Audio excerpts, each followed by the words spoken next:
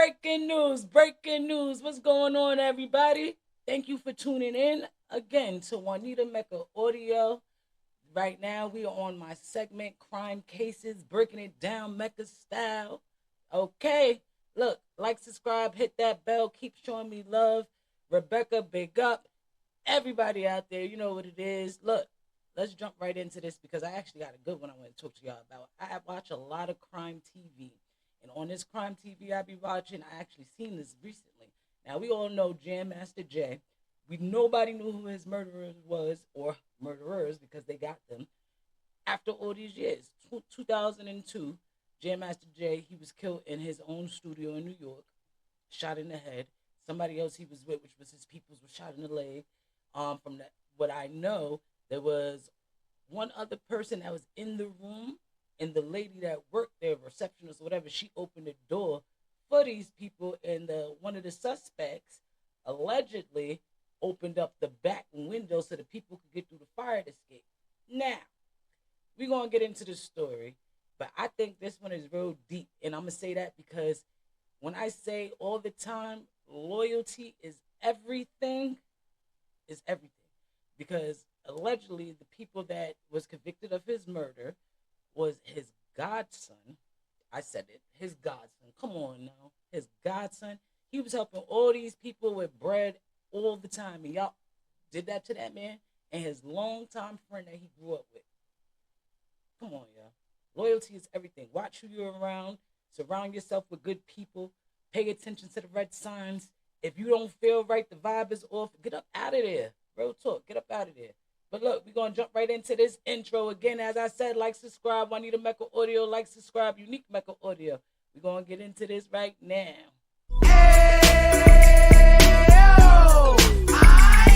Keep it going, keep it going, keep it going, keep it going. Keep it going, keep it going, keep it going, keep it going, keep it going, keep it going.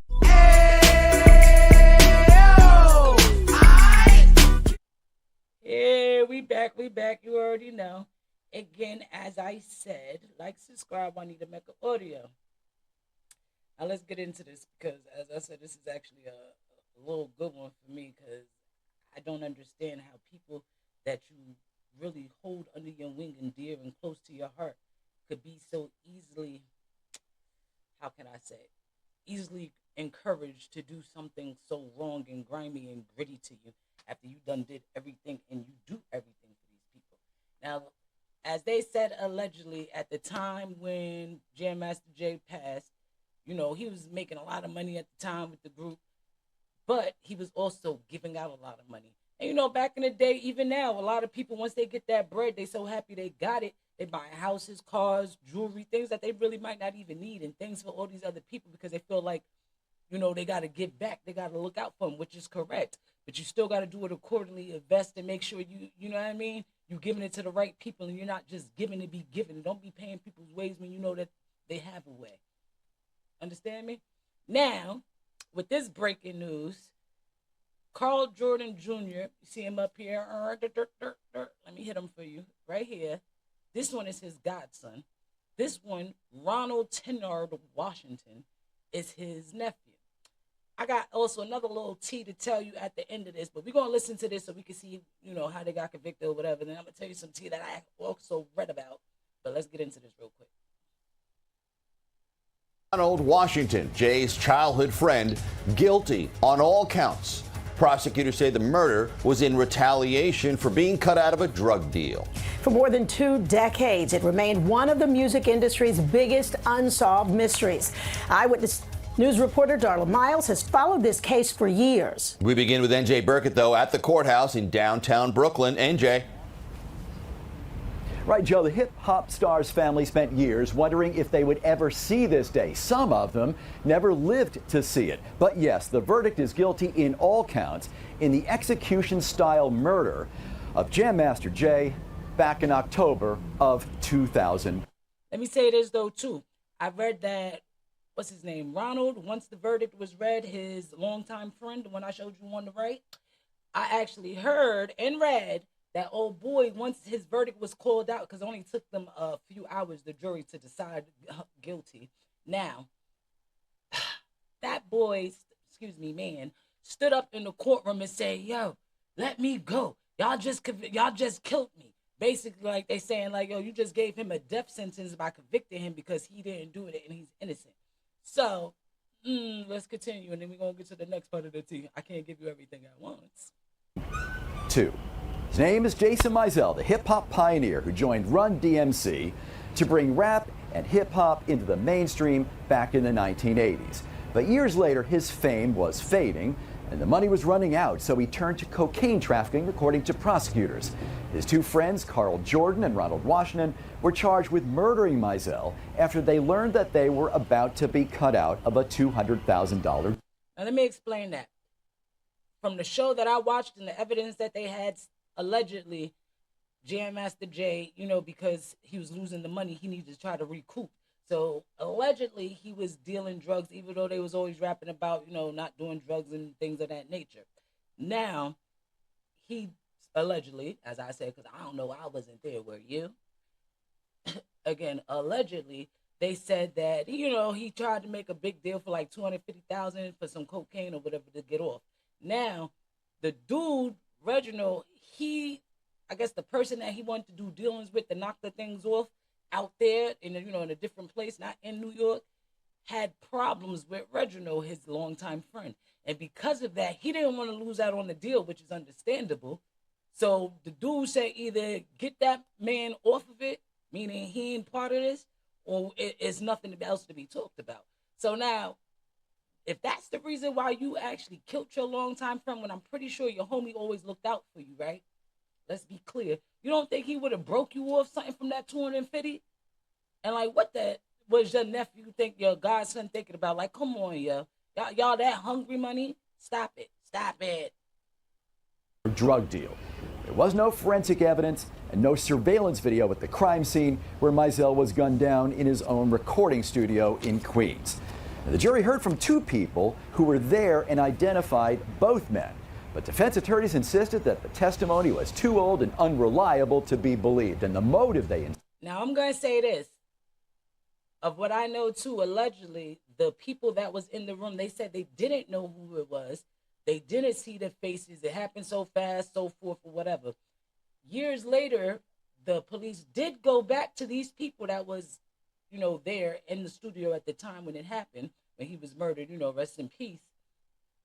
And now... they saying that, I was too afraid to talk then, but I'm going to tell you the truth, this is so-and-so. That is a little fishy to me, though, too. I'm just saying. Why you wait so long, mama? But, let's proceed. Insisted was weak. But the jury here clearly disagreed. The deliberations were over in a matter of hours. Both men guilty on the murder counts against them. A cousin of Jason Mizell spoke with reporters here just a short time ago. Jason was an amazing, talent. He loved everybody. He was, he could never say no. And that's one of the reasons why some of the people around him were undesirables, if you will, because he just didn't push people away. He loved everybody, and he just couldn't say no. And I think that this contributed to this, where we're at today. Now, we're going to cut that there because I'm speaking better than this man right here reporting the news. Now, let me say this. Of what I do know, though, too, recently, I believe it was in February, while his godson was waiting to be transported, he was in MDC. He was actually stabbed. It was a whole, a little brawl or whatever. They're not mentioning everybody else that was hurt, but two of them was, stabbed bad.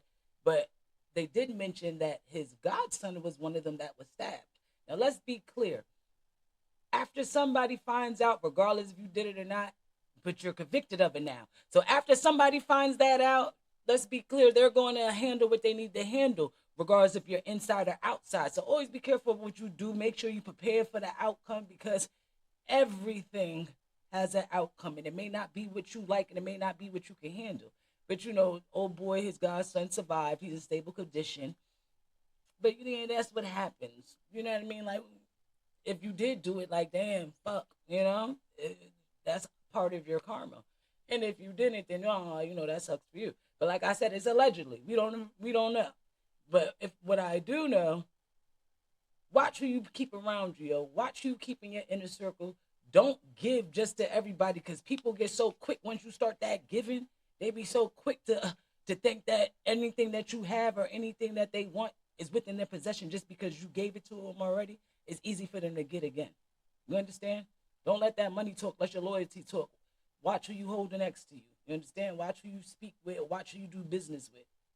Be aware of everyone. Yes, family could do it too. People you known for 20 years could do it. Anybody could get at you. Understand? I mean, it's usually the ones closer to you because they already know how you moving. You heard me? Now, I just want to say, though, rest in peace to Jam Master Jay, because this was a sad story. Nobody deserves to be shot in their head and murdered the way he was, especially in his own establishment. Regardless of whatever the situation was, he ain't doing nothing crazy to anybody for him to deserve that type of death. Now, his name still lives on. He is a legend. We're going to keep it like that. We ain't even going to throw that cocaine in there hard, because this is what they're saying, allegedly. We don't know. So we just going to keep rocking and loving Jam Master Jay for what we know and who he was from what we seen. Feel me? So, a little goodie for y'all for my little crime cases, because I will be having a whole lot more crime cases for y'all coming around. Please remember, again, like, subscribe, hit that bell, hit me in the comments, let me know how you like it.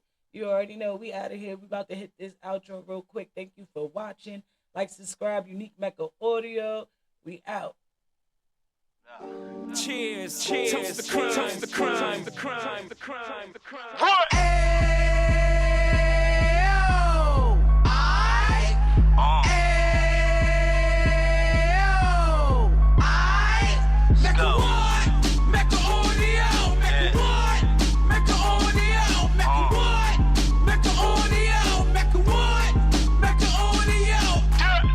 Fresh out the can of 26, yeah. He back on the strip, getting back in the mix. Yeah. What he mentions a gift. You stand up 10 toes down, and I suggest you pay attention to this. Real. Take a little gully posse and put it in Harlem. He cut from the bottom, came up from the bottom. Drop the book, you should go and get it. The Instagram page and the YouTube, you could go and visit. Yeah. Then you could consider yourself LinkedIn. Real. Sit front row and get Jews from a kingpin. How he went through it, so you ain't gotta go do it. To not pay attention would be stupid. Talking about a man that probably put your grandfather on. Probably the reason that him and your grams got along. A man that generated millions on the block, did his time, never squilling to the cops, Mecca Audio.